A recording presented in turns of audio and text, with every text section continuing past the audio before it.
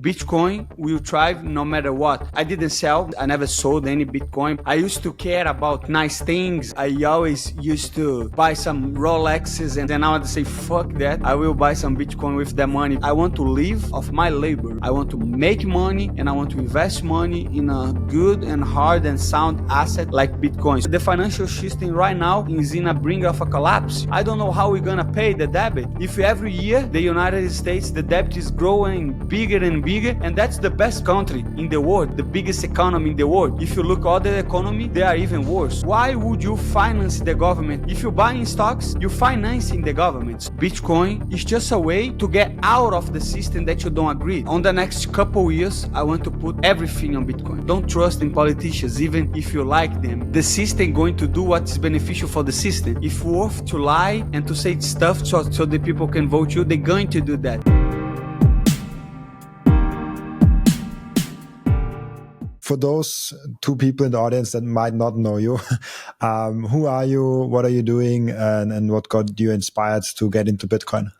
My name is Renato Moicano. I am a UFC fighter, a current UFC fighter, and I start to buy Bitcoin because I want money, right? I was trying to make some money, and at the time I had to start invest on stocks and stuff like that. I had moved to the US, and then I think 2021, right after the halving, the 2020, Bitcoin spike up. I don't know how many times, and then everybody on the gym start to talk about Bitcoin, and I say, okay, I want to learn about that too. And then I bought some, but not for the right reasons, right? I bought to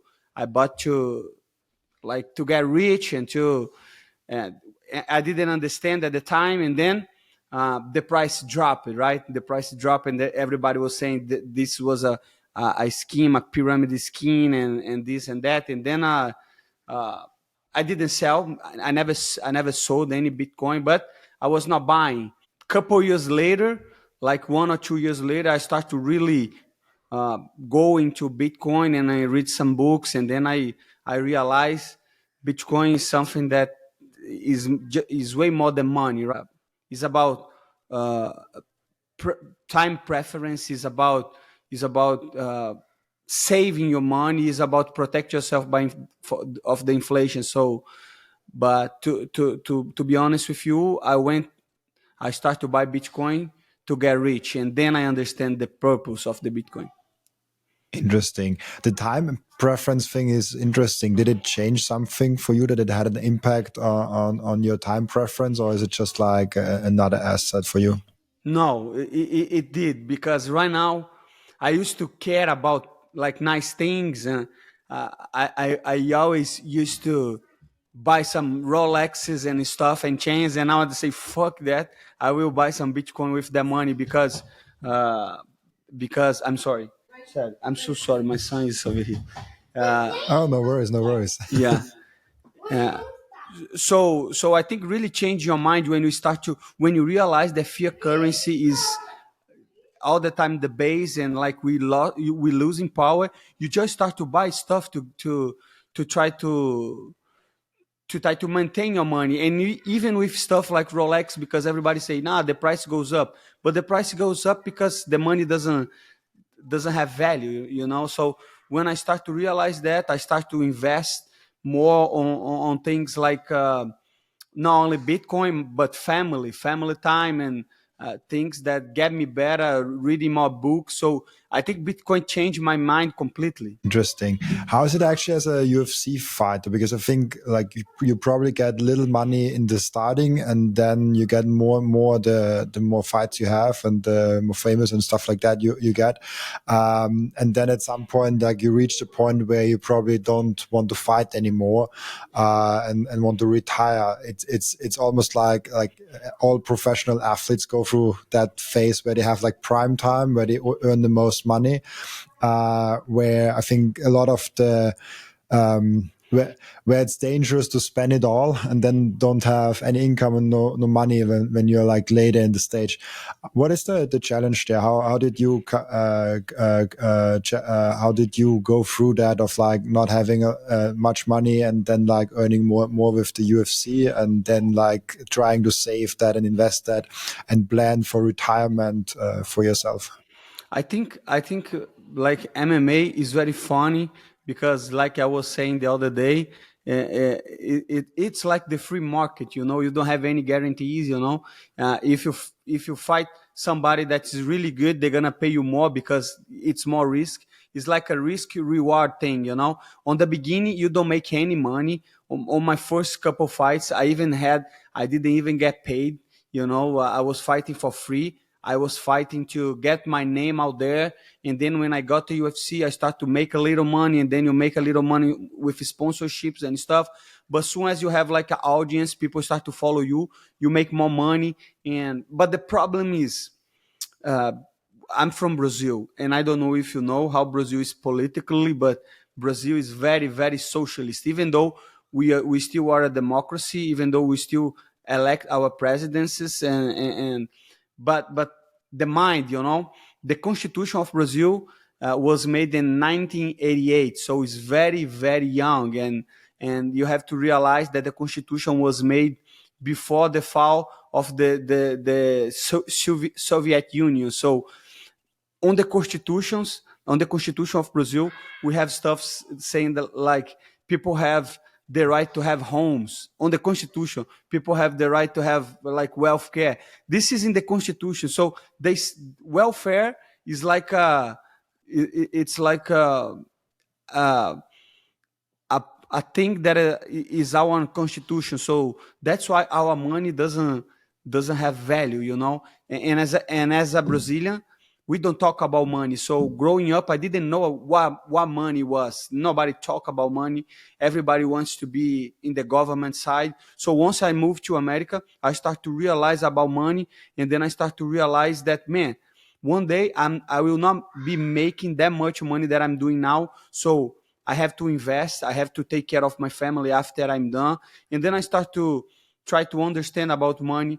I got into Bitcoin, and after Bitcoin, I start to read books like Bitcoin Standard, and after that, couple Austrian books of money, Ludwig von Mises and Murray Rothbard, all the kind of authors, and I start to realize what money is and the importance of savings, right? Because there is this whole debate about savings and credit, and I think that was what inspired Bitcoin too. So my mind right now is very focused on make money, save money, invest money, and use my time at best to be with my family. That's what I think, and that's what I believe. Like a true Bitcoiner. I love that. Really cool. Also inflation. I think in Brazil, inflation is a huge topic.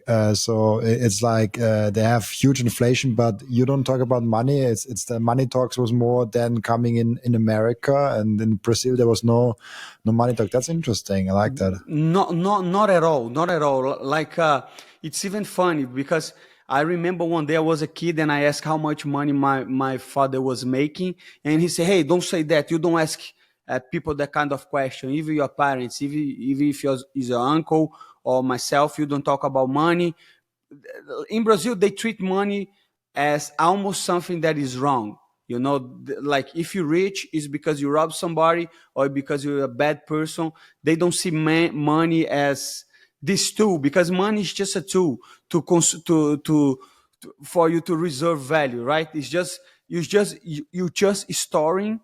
It's just a technology to store your work. It's only that. But people see this money as this magical stuff, right? But in reality, money is just a way to saving your work, to saving what you're making. And like I say, I got in Bitcoin through to like to greed, but then I understand like the philosophy, and then I just want to talk about Bitcoin. I just want to talk about economics. Interesting. Was Bitcoin the moment for you where you learned about money and inflation and all that stuff, or did you know a little bit about that beforehand? No, like the inflation and all that stuff. I think even if you don't know the causes, you know that if you keep money on the bank, you're going to lose. The other day, I was asking a friend that is a fighter, and I asked him, "Do you leave your money on the bank?" And say, "Hell no, because it's going to be debunked, right? It's going to be debased." And I say, "And why is that?" But they don't know. They think inflation is just a thing that happens with money. It's just a regular thing. But then you have to understand. And then I try to teach him. They say, "Man, we only have inflation because government are printing money. They are increasing the supply of money, and then uh, your money lose the value. But back in the day, I was the same. I knew that if I put my money on the bank, if I was not investing my money, I would be losing. But I didn't know why, and that's why people are putting money on the most uh, trashy stuff. They put on betting, they put on stocks that don't make any money, they put on bonds, they put in every place because they know instinctively that they're going to lose if they let the money stop. And I knew about that, but I didn't know what causes. And the causes are central banks, governments, and inflation, and quantitative easing, all that stuff that the people from Bitcoin loves to talk about. Absolutely. And is it within your colleagues, with your teams, with your peers? Is that now where you were the Bitcoiner that kind of educated them, or is that well known of how to deal with money and this Bitcoin thing, or did it came with you basically? I try to teach everybody. I try my best, but some people think I'm just annoying, because look at him, he's just talking about that shit again.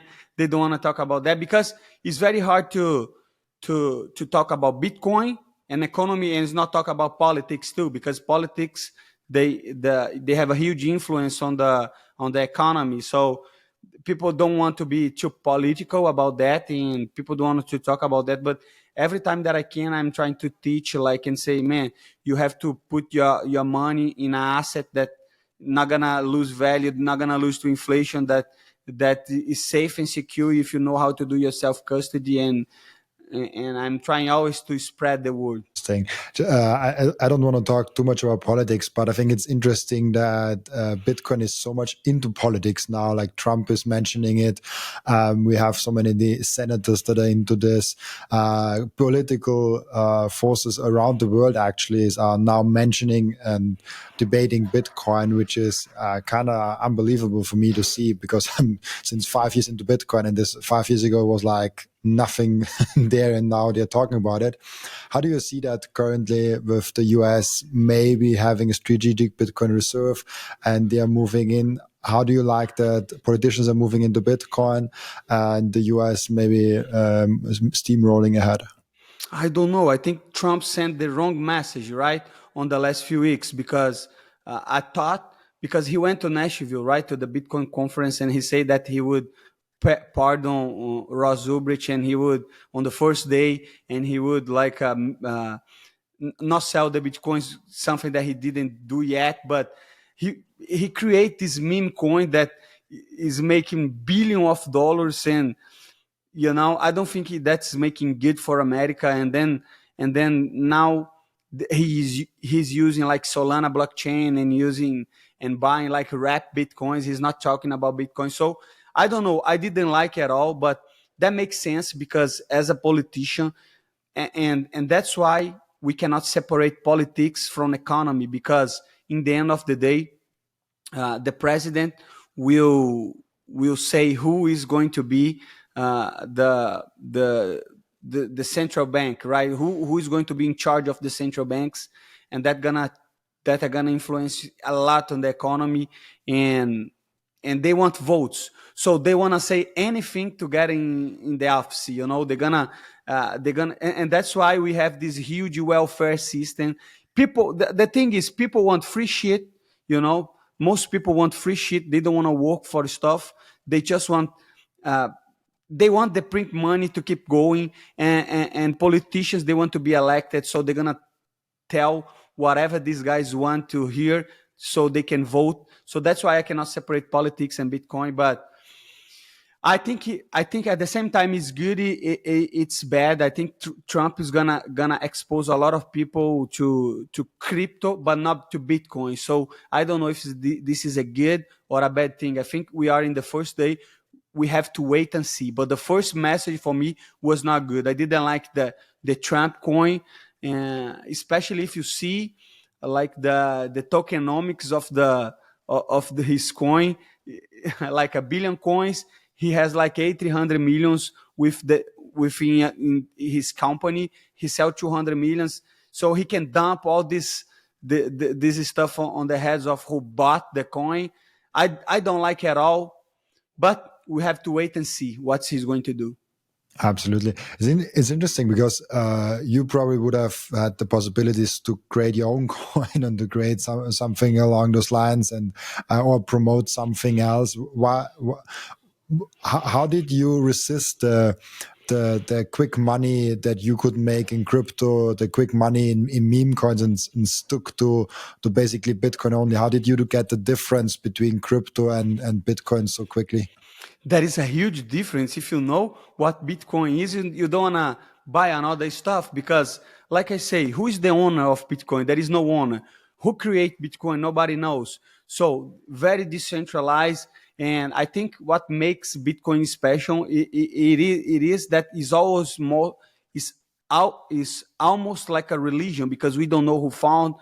It's something that came like to save us from central banks. Like we saw that on the Genesis block, right? Like the 2008 bailouts of the banks. That's why it was created, and I feel it's going to be impossible to replicate any cryptocurrency because because if I create a cryptocurrency right now and I say now this is going to be my reserve of value, it's not gonna be. It's not gonna be because man, my English is not that good to explain what I want. But the point is, you have a conflict of interest right here because I'm creating the coin and I will make money off that, and I want this coin to succeed. And I just don't think it's right. I think we have Bitcoin, and I think every other coin that you're creating, you just suck in liquidity that could be to the Bitcoin, going to other meme coins and coins that they say they are better than Bitcoin, but in the reality they are not because they have an owner, they have companies behind, and they have like agenda, like this XRP, right? They say it's good, but it's just centralized Bitcoin. It's like the worst. It's like a CBDC. It's like something that you don't want to buy, but people don't care. They won't buy because they think it's going to the moon, like they say. I don't want to. I don't want a quick buck. That's my mindset. I want to live of my labor. I want to make money and I want to invest money in a good and hard and sound asset like Bitcoin. So I don't want to get rich quick. I love that. That's really a nice mindset. Is that also kind of the proof of work that you see in the proof of work concept in Bitcoin? There's obviously in Bitcoin proof of work concept for mining, but a lot of the community also sees proof of work as just this mindset shift of like, I want to put in my physical energy to get out the financial energy, and I don't want to take the shortcuts. I don't want to cheat. I don't want to create a meme coin just to dump it on anyone else. That's kind of the fiat mindset. The Bitcoin mindset is like this proof of work mindset, and it feels like you really empower that mindset. Probably also with like your sports background. I guess sports people in general, no matter what they do, if they're like fighting, if they're running, if they're playing whatever football or something like that, they probably are really primed to Bitcoin because they all get this proof of work concept, this proof of work mindset. Is that right? Exactly, and MMA is proof of work. There is no shortcuts. Nobody gonna hand you anything. If you want to win, you have to train. If you don't train hard, you're going to lose. And if you lose, you have to be held accountable. your decisions like I did. I just lost my I just lost the most important fight of my life on Saturday. That was for a belt. I make huge money. I make very good money. But if I had win, I would make a lot more, and I would get a lot more exposure.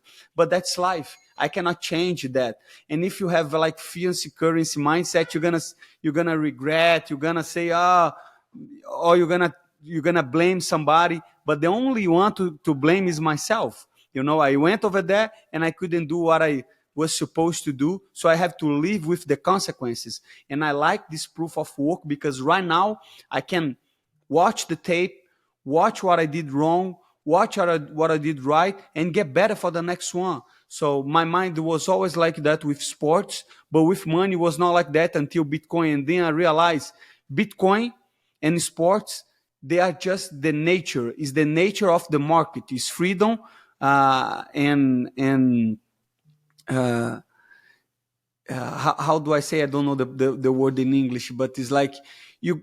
It's like jumping the roof. You can jump the roof, but you're going to die. It's the same thing. You have to. Is freedom. I don't know the word in English, but what I want to say is do whatever you want. If you succeed, you're going to live another day. If you do something wrong, you're gonna die. So I'm all about free market and free choices. So do whatever you want, and let's see tomorrow who was right.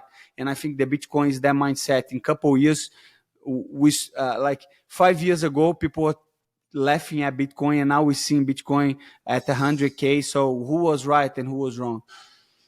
It kind of reminds me of this mindset of with a lot of power comes a lot of responsibility. And I think that's what Bitcoin is all about. You have all the power, like you hold your own keys. Nobody can take it away from you. You can lose those keys. You can send it to the wrong address. You can send it to an address and you're like, oh, I didn't want to do that, and like stuff like that. You can mess up your self-custody setup. You can do all those things wrong, but nobody can stop you from transacting. Nobody can take your money away. And this full power comes with the responsibility. And that's what you're saying also with the fights. If you go in the fight, you either win or lose.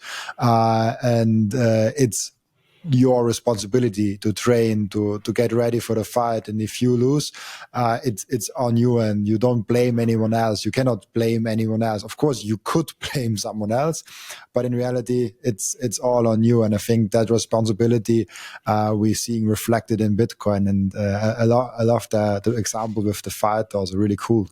Yeah, exactly. I could blame, but listen, I am in pursuit of the true. I always looking for the true, what is true and what is beauty and what is moral. I like morals. I think there is right and there is wrong. So every time that I look to something, I want the true. I want to see the true. So I could even blame my coaches or blame another person for my decision, but that would not be the true. And I want to see the true so I can improve. It's just that I just want to make more money. I just want to succeed. If I don't see the true, I will not succeed. I saw Jeff Bezos talking about that, because he say people don't like the true. That's the true. Even me, I don't like the true. I don't like to see that I fail. But if I don't see the truth, I cannot fix what was wrong. So if you like money, if you like to succeed in life, you have to see why you did wrong. And that's why truth is so important. And I think Bitcoin is the truth in the financial market. You cannot hide it.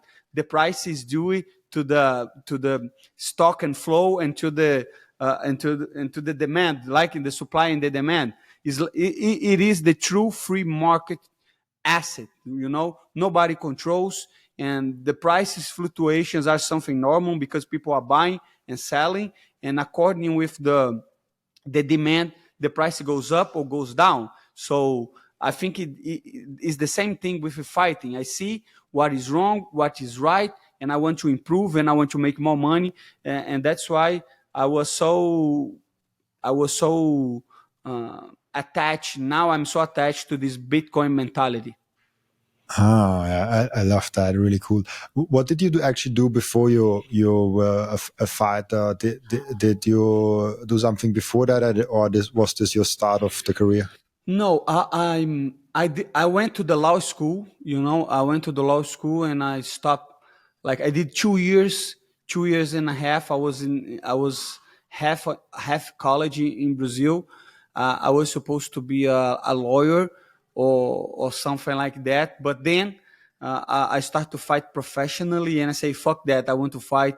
I love that. I have been training since I was 11 years old, and and but professionally, that was my first job, was to be a fighter and a coach, because I was training to fight MMA, but I was coaching other people too. I had my own gym at the time, like 10 years ago, so I always was involved with fighting. Okay, so you're also basically a business owner and coaching people. Really cool. Why did you like that? I love stories when people follow their passion and just don't go with the conventional way, because I could imagine back in the day, your parents and the environment would said like, oh, like go to law school, be a Yeah, doctor, be that. Like that's yeah. kind of the normal way to do. Why did you take the decision to go fighting? That's like seems uncommon, but it's you follow your truth again. Because I knew it was a scam. The life that they were offering me was a scam, because I remember my father saying, now you have to study, you have to have a degree, and you have to work for the government, because everybody on this city, they do like that in Brazil.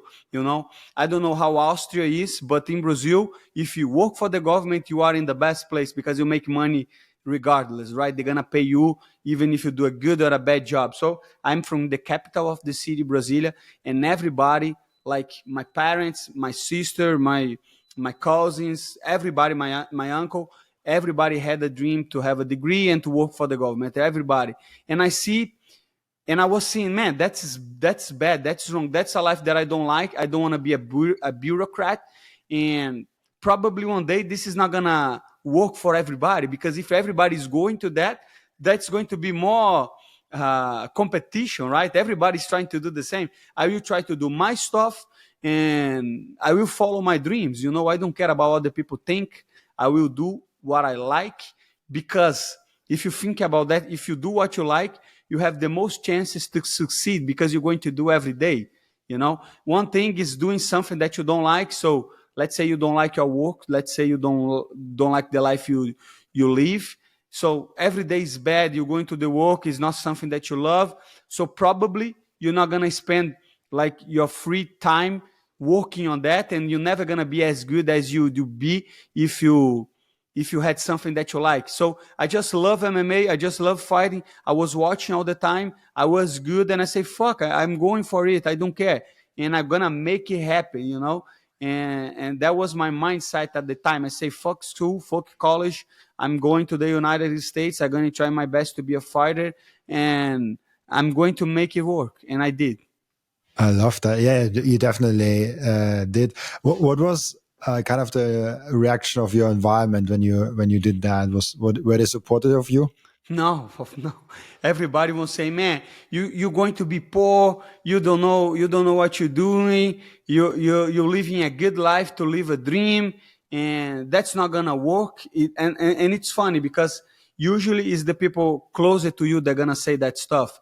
And now I know why, because they are afraid. They are afraid for themselves too, because they think if these guys succeed, you know, if everything goes right on his life, that means, and we were on the same start.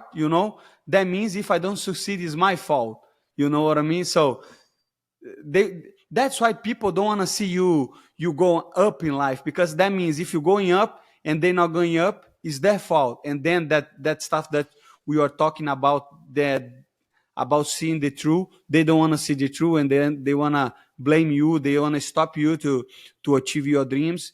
But I never care about people, too much. I never care about people too much. I care about myself, what I can do, how can I improve, what can I do to be best for my family and for society. And I think that's the way to think. I partnered up with Coin Vigilante. This is the most beautiful Bitcoin timepiece that I ever saw created by anyone. Look at that beauty. I love it so much. Coin Vigilante made a perfect Bitcoin watch. That's the perfect, subtle, elegant way to go out there and show that you are a Bitcoiner. And that watch brand is Bitcoin only. And Coin Vigilante just dropped a completely new and amazing Genesis edition of their watch collections. You have the date of the first ever mined Bitcoin block in there, and of course also the block height and which epoch we are currently in. I love the level of detail they put in this masterpiece, and make sure to check out those amazing Coin Vigilante timepieces down in the descriptions. I love those watches so much. If you watch or listen to my podcast on a regular basis, I guess you already bought some Bitcoin. And now the most important step is to keep the Bitcoin. Keep them secure in a hardware wallet. My personal recommendation for hardware wallet is the BitBox. It's super secure. It's simple to set up. It's also a perfect gift for a friend who has still their Bitcoin on an exchange. And you can get a 5% discount with the code Robin at the checkout. Visit bitbox.swiss/Robin to get your BitBox. And the next step is to really level up your sovereignty as an individual. You have to have the most secure self-custody setup. You have to secure your own devices. You have to protect your privacy. You have to set up an inheritance plan. And depending on where you live, you even want to have a plan B, a citizenship where you can move in case something goes really wrong. And through all those steps, the Bitcoin way is guiding you through step by step. And if you visit thebitcoinway.com/partners/Robin, you even get a 30-minute free call to find out how you can level up your sovereignty. Amazing, man. That's really cool. Did you lose friends along the way? Yeah, a lot of friends. A lot of friends. And it is what it is, because nowadays I think friends are not that important. I think family is more important than friends, because you can have friends, but if you winning, if you make money, you're going to have friends, and if you're not, you're not going to have friends. So I think it's kind of, they just like you when you're winning. So you have to stick with people that were with you before you were famous or had money, because this is just life, And like I say, I don't care too much if people don't like what I have to say. If you don't like what I have to say, you don't want to be my friend, that's fine. I don't care too. So I don't know. I guess I lost a couple friends. I can imagine. Yeah. But it's natural. Like if they want to stay where they are at, and you want to exceed in life, it kind of drifts apart. Yeah, it's really interesting. So for you, the family unit is kind of the most important thing, like your partner, your kids, and maybe your parents, maybe your uncles and stuff like that. That is the main important thing for you? 100%. Family for me is everything. Family is why I'm buying Bitcoin. Is why I am spending all this time studying and getting better and fighting. If I didn't have family, I would not have a purpose to doing that, because okay, it's just me, but I'm fighting for my family, I'm fighting for my children, and for a better future for them. So I think that's very important. And some people think, but you too individualist. But if everybody is selfish and individualist and everybody took care of the family, the world will be a much better place. Because it is easy to care about people in Africa, when you don't help your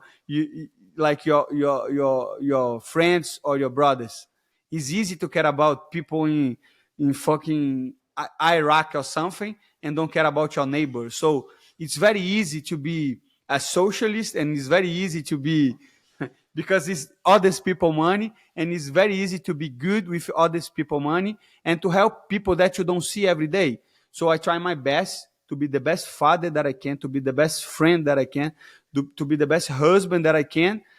But that comes to a price, you know. Sometimes to be a good father, you have to be tough on your kid. Somebody to have a good to be a good friend, you have to tell the truth to your friend that he doesn't want to listen. So, like I say, everything in my life, I apply the same mentality as as a Bitcoiner. You know, truth all the time, tell the truth all the time, do what is right, do what is moral, and temporal preference. I think that's the key word for my life now. I love that. Was this always something that you had in mind, or also did you discover that with Bitcoin, this like this libertarian, conservative? I'm also Austrian. I also cannot speak English nicely sometimes. But were you always like a libertarian of that point of view? No, like I would say I was more a conservative, you know, because Brazilian is a very Catholic country. We're very religious. We believe in God, but this concept of the libertarianism and all that stuff that came with Bitcoin and the Austria Economic School, I was not like that, you know. Back in the day, I used to think that the government was a good thing, you know, because my father told me that, and he said, no, there is a lot of bad people, so the government has to intervene and make sure that the bad people don't fuck the good people. But when you start to understand about private property and government, and you realize the government's the bad guy, you know, if you don't pay your tax, they're gonna throw you in the jail, and they only do things worse, because in the end of the day, it's a game of power. They want power. They will do everything that they can to seize and to be on the power, and then comes inflation, because to be on the power, they have to please the crowds, and the crowds want free stuff, and then I realize the government is one thing that is not letting us free economically and politically, you know. So I don't know if we ever could be like a in a true libertarian sense, that no government, but to me, small government, you know. To me, less interference, less restrictions. I think the society should be run by individuals, and the free choices of the market. I love that. I also root always for the politicians that want less state, less government. If a politician says, "Oh, we want to cut spending, we want to cut that," that's always they have my vote. If they Yeah, want to have but less but state. but who gonna say that? Imagine if Trump comes and say, "Hey, I'm gonna cut social security, or I'm gonna stop the pensions, or I'm gonna stop that, stop this." Once once the politics the once they do something for the people, like they give free money, it's almost impossible to reverse, because every other politician that comes over there and say, hey, I'm gonna cut that stuff, they're not gonna be elected. So you have to go along with these policies from years and years ago, you know. But we are getting in a situation that the debt is just too high, because the party is almost coming to an end, because there was too much party, too much printing of money, too much debunking of the system. So the financial system right now is in a brink of a collapse. You know, no, but I don't know how we're gonna pay the debt if every year the United States, the debt is growing bigger and bigger, and they just paying the interest. They are not even paying the debt. So you see and that's the best country in the world, the biggest economy in the world. If you look other economy, they are even worse. You know, the dollar sucks. I have dollars because I have to live, but imagine you have Brazilian reais or Argentinian pesos or other or every other currency in the world. So the dollar is bad. The problem is the other coins are the other money is worse. So I don't know how much longer we can sustain this situation. Do you think a global financial collapse is inevitable? It's just like something that will come anyways at some point. I don't know. I don't know how long, because I don't know how long will take, but I think we're going to have changes in the world, you know, especially with the globalization. Even Trump now is signalized that he's going to stop this. He want to create more jobs in America and factories. So I think the economy that was once very, very globalized is going to be reduced to the countries, and the countries not going to be so close to each other. And every social state collapse, right? We have read about the Weimar Republic, we have read about Argentina, and we have this milkshake theory too. The economists talking about how the dollar gonna suck up all the liquidity all over the world, and I believe that. I don't know how long it will take, but it's just math, right? If you spend the more money that you're getting, eventually you will collapse. If the social state and if the welfare state keep printing money and giving people welfare and not cutting expenses, how they going to survive? Eventually, they're going to broke the financial system. I don't know when and I don't know how, why, but eventually the legacy system will broke. Absolutely, it's just a matter of time. Then, it's. Do you see Bitcoin also as your retirement plan? Is that kind of like where you see like, okay, once I want to stop fighting, once I stop my career a little low, is Bitcoin basically your private pension plan? Yes, but I don't know. I have to learn so much about it. I have to, I have to understand it. And I have heard people saying that eventually Bitcoin will be like an asset that that you can collateralize, to get money and to live off the money without spending your bitcoins. I have to learn more about that. About the, uh, I don't know if this will be. I think it is right. People are starting to do that kind of stuff, but for now, I just see Bitcoin as a reserve of value. All my money I put into Bitcoin. Not all my money, but I put my money in Bitcoin, and like it's safe, it's secure, and if if I keep for 5 years, I'm not gonna lose any money, and eventually I'm gonna make some money off that. So that's how I see Bitcoin. I love that. Really cool. Maybe to get some education in there. It's like, what formed your opinion on Bitcoin the most? I think you already mentioned the Bitcoin standard. Were there other things that you looked at? Maybe other people that were influential in your forming of your Bitcoin opinion? Yes, yes. I knew about Bitcoin. I knew about the technology. I knew about like how the nodes work and how they do the proof of work and how the system work and how was decentralized and all that stuff. But then I read a book of a Brazilian guy. His name is Renato Moicano. The name of the book was Bitcoin Red Pill. And then I read the book, and on this book were full of authors, right? Because he was not talking about only Bitcoin. He was talking about morals and all that stuff. And then I went to check the authors, and I saw a lot of stuff that I like. And then I realized that Bitcoin is not only a financial instrument. Bitcoin is, like you say, is something that is moral. It's way more moral to put your money on Bitcoin. It's just simple like that. If you think the government is bad, why would you finance the government by bonds? And why would you buy stocks that are gonna pay taxes to the government? If you buy in stocks, you're financing the government. So for me, it's just a way to get out of the system that you don't agree. Let's say you don't agree with the war in Ukraine. If you pay taxes, you're supporting that.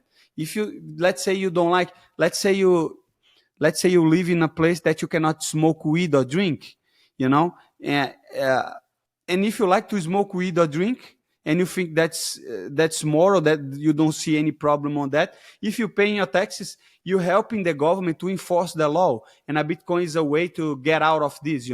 So with this book, I start to go down the rabbit hole, and one thing goes, you start to see, and then here we are talking to Bitcoin to everybody. Nice. I love that. Bitcoin is kind of the only true libertarian tool. I feel like we have the only tool that where we can extract the power from the government. As you say, I think it's really nice what you say of like when we buy anything else, like we kind of finance the government, and that's it's a beautiful way to look at it. And losing money too, because even if you put money on the bonds, they are paying you 5%. But why they are paying 5%? Why? Because probably you're losing to the inflation, you're losing to the money supply. If they pay 5%, but the money supply is 7%, you're still losing. It's the negative yield, right? So if you understand that, and if you understand that it's very hard to make money out of investment nowadays, and even if you do, you are financing the government. It's just the natural thing. Go to the Bitcoin that is like the machine of true, right? The true libertarian, like you say, the true libertarian asset.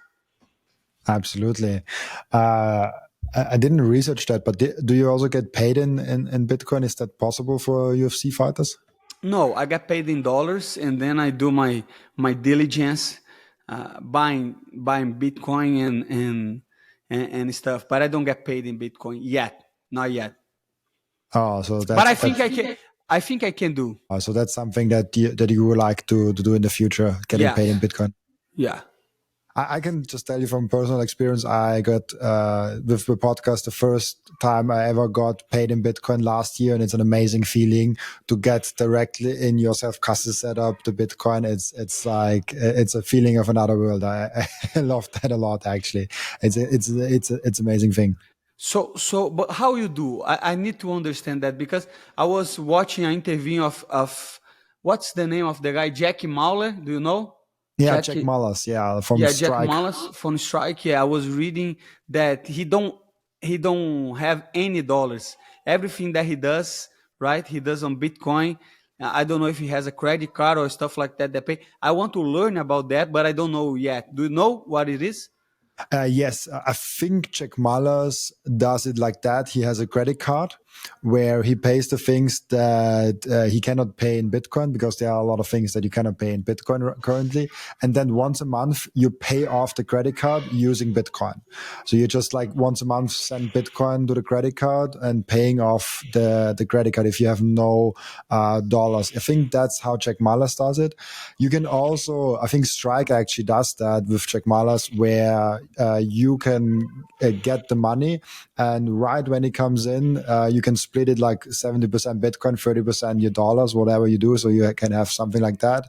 And what I do is I have some income that has to be in fiat, because of like YouTube ad revenue and some stores and stuff like that I have that has to be fiat, that I keep in fiat and pay my fiat bills, and the rest I keep in Bitcoin, and that's usually my surplus of the business, and I just keep it in Bitcoin. I've never touched it 1 year. There might be a time where I have to touch it, and then I probably use a credit card that I can pay off with Bitcoin, or figure out how to directly pay people in Bitcoin, maybe like an employee, and say like, hey, you can work for me, but only if you take Bitcoin and stuff like that. So I hope to get more into that. Also, as you said, there are things like you can borrow against your Bitcoin. So kind of like collateralize your bitcoins. I don't do that. It seems very risky, because I don't want to lose my Bitcoin. Like if you give out one Bitcoin, that's $100,000, and you get $20,000 back with the chance of losing that one Bitcoin, like that's a bad deal. I understand what you're saying. So, but yeah, like there are a lot of tools out there, and getting paid in Bitcoin just feels so awesome. I like that a lot. But I don't know how is the taxes, right? Because you have, if you have something like that, you have to pay a lot of taxes too, because you're putting out Bitcoin every time. And like I say, I never sold any Bitcoin, and that's something that I don't wanna mess. And let me ask you another question. So the revenue that you make and that you do from your podcast is from YouTube, and then you put on Bitcoin? The revenue, so like I have YouTube ad revenue, but my majority of the revenue comes from my sponsors. Those are Okay. Bitcoin companies like do Bitcoin watches, Bitcoin exchanges, Bitcoin hardware wallets, stuff like that. And they pay me in Bitcoin, Okay. and they pay directly. So there's a Yeah. tool like Separate that I use, and there you can just connect the hardware your self-custody setup to Separate, and then you can send them payment links, and then they can directly pay whenever they want, and it's instant settlement. You have an invoice if you have to do tax and stuff like that. But yeah, like taxes is something that a lot of people this keeps the kind of the adoption of Bitcoin as a medium of exchange lower, because me also, I never sold Bitcoin because I still have a fiat income, and with the fiat income I can pay off my bills. Yeah. But at some point, if the Bitcoin income grows and grows and grows, I have to pay pay with my Bitcoin at some point. But yeah, it's a difficult topic. One thing maybe to consider, and maybe I'm curious what you are thinking about that, but if you have 100% in Bitcoin and you have no dollars at all, you have to spend your Bitcoin. Yeah. And then you have to pay capital gains tax on that. Yeah. But you only pay capital gains tax on profits that you make. So if you hold otherwise fiat and they're flat, you don't have to pay capital gains tax on that. But if your Bitcoin is rising, you're only paying capital gains tax on profits anyways. So you always are better getting into Bitcoin versus having dollars. Like Okay. holding Bitcoin seems to be always a better choice as dollars. But yeah, like I don't know if you're comfortable sharing that, but what is kind of your like portfolio looking like of percentage of Bitcoin versus non-Bitcoin and cash and stuff like that? But you don't have, like, we can cut it out if you don't want to share that. No, no, it's okay. Like I don't really like debit. I don't really like debit, and I put a lot of my money on Bitcoin, but not everything, because I want to pay off my houses. I have two houses, and I want to pay off my houses, and then I will put everything on on Bitcoin. I have some other incomes than fighting too, and I have other business right on the that I make on fiat. But on the next couple years, I want to put everything on Bitcoin. I want to put everything on Bitcoin. That's a goal for me, but I'm still not 100% on Bitcoin, because I want to get out of debit on everything that I am right now, and then I can just put my money on Bitcoin and keep going. I love that. Really cool. I have, before we come to the closer to the end routine, one, two more questions around martial arts and this aspect. Is that something that you encourage people to learn, even though they don't want to be fighters? Something that a skill for life, kind of they should do. Yeah, I think so, because it's very important for me to know that I can defend myself. It's like knowledge. It's money is knowledge too. Bitcoin is knowledge too. Is you can defend yourself from the government. You can defend yourself from for inflation, and I think MMA or any kind of martial training is good. So you don't need to use it, but you feel that you can fight back. It's very bad to be in a war that you know that you cannot defend yourself or your family. So I really encourage people to to learn martial arts, even though if you not want to compete, because like we were saying on the beginning, it's very close to Bitcoin and to proof of work. So you go to the gym, you put everything that you have on the workout, on the sessions, then you feel great. You feel, man, I did what I was supposed to do, and then you get healthier, right? Yeah, you get stronger, you get sharper, and you get ready to defend yourself. So it's a gain situation all the time. You gain from the skills, you gain from like, you get stronger, you get to be more like disciplined, focused, and calm, because once you know that you can fight, you don't need to fight. Back in the day, was I was I didn't know how to fight. I was always afraid, man, if I have to fight. So that caused me a lot of trouble.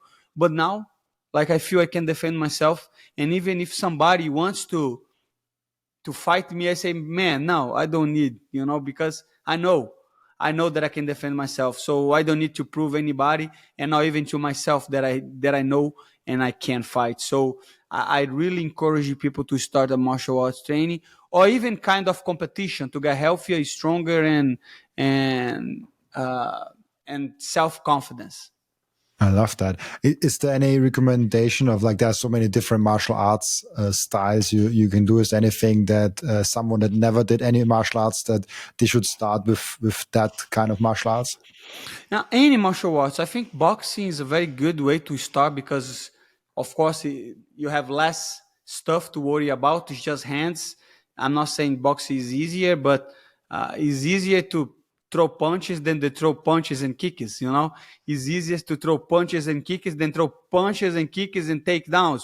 So you start with a little. You start with boxing or kickboxing, jiu-jitsu, and if you really like, keep adding other martial arts to your training routine. But if you choose one martial arts, and if you lift some weights, and if you eat good, and if you live healthy, and if you have a family, then you lower your temporal preference, and having a family and having savings is the best thing that can happen to you. And your son, your family will be looking up to you, and so that's how you make society great. I love that. It's really inspirational, this video, this episode already, for me, at least. We have one question that I asked each and every one of my guests, and the question is, what can we learn from you besides Bitcoin? I don't know, not much, not much. I'm not that smart. The only thing that I can teach you in a way, that can tell you about myself, is that go for your dream, do what you want, put 100% on what you want to do, because it's possible. This world is yours if you want it. If you really want something, just go over there and try your best, and you're going to succeed.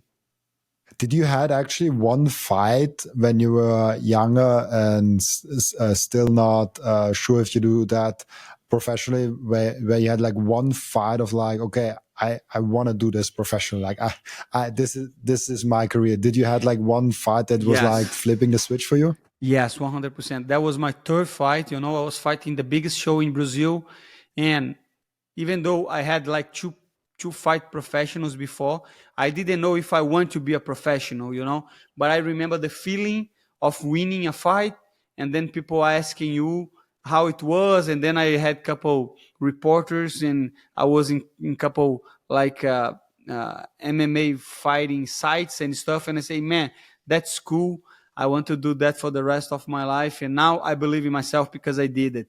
So it was a process. But on my third fight, I I thought, man, fuck that. I will go 100% on this career. And since then, I never stopped. Perfect. That's amazing. I like that a lot. We have an end routine in the podcast where the previous guest is asking a question for the next guest without knowing who the next guest actually is. And previous guest asked you the question, how can we better drive Bitcoin adoption? How can we better drive the Bitcoin adoption? I think it's a process that's going to happen no matter what. I think, I think, I think to make Bitcoin better and greater, I think we have to talk better about the government, because the government was what create Bitcoin. If the government didn't have abused its power through the monetary system and to the bailouts and to the printing money, I would not need Bitcoin to save my energy, to save my work, to save all the time that I spent training, and fighting is saved in Bitcoin.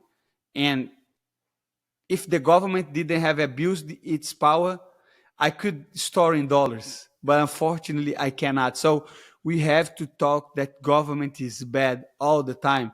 And and and Trump is just proving that, because everybody was excited about Trump and excited about the Bitcoin strategic reserve. I'm not saying that's not gonna happen. I'm just saying don't trust in politicians, even if you like them, because uh, it's like the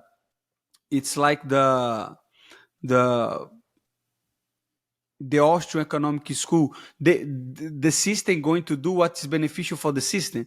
If worth to lie and to say stuff so the people can vote you, they're going to do that. So Bitcoin will thrive no matter what.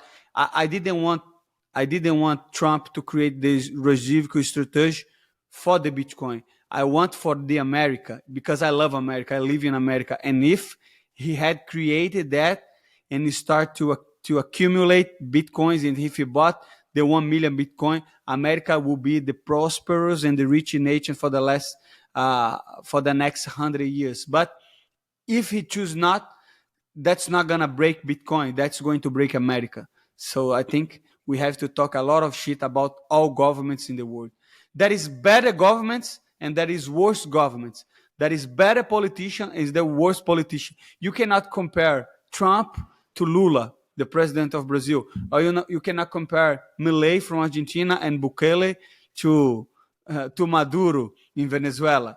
There is better politicians and there is good politicians. But the root of the problem is the state, the power and the monopoly of the force that they use against citizens. So I think we have to talk a shit about government, and people realize that Bitcoin is a way out of the state, of the tyranny of the state. That's very true, and I love that answer. Actually, I really appreciate that one. Thank you so much, Thank you. man, for being on. Thank you so much also for everyone that is watching and listening, for joining us today. Before I almost forgot, where can people find you? Like, where's the best way to find your stuff and reach out to you? Thank you so much for having the opportunity to talk about Bitcoin. I have a channel on the YouTube, Money Moicano, mostly MMA stuff, but if people like it, I will start to put some podcast about Bitcoin, and I want you to be my guest on this podcast, and you can share your knowledge about all that stuff that people can do to live off Bitcoin and stuff. So I want you as my guest. Thank I you would so love much. that. Money Moicano on the YouTube, Renato Moicano on X, on Instagram, on every social media, and I will be over there sharing my opinions. Not always right and not always smart, but always trying my best. Amazing. You're really one of a kind. I love that. I love your attitude. I love your perspective. Really nice. Thank you so much, Renato. Thank you so much. We have everything. So thank you so much for taking time. Also, thank you so much for everyone that is watching and listening, for joining us today. As always, I'll be back tomorrow with another episode. Bye bye.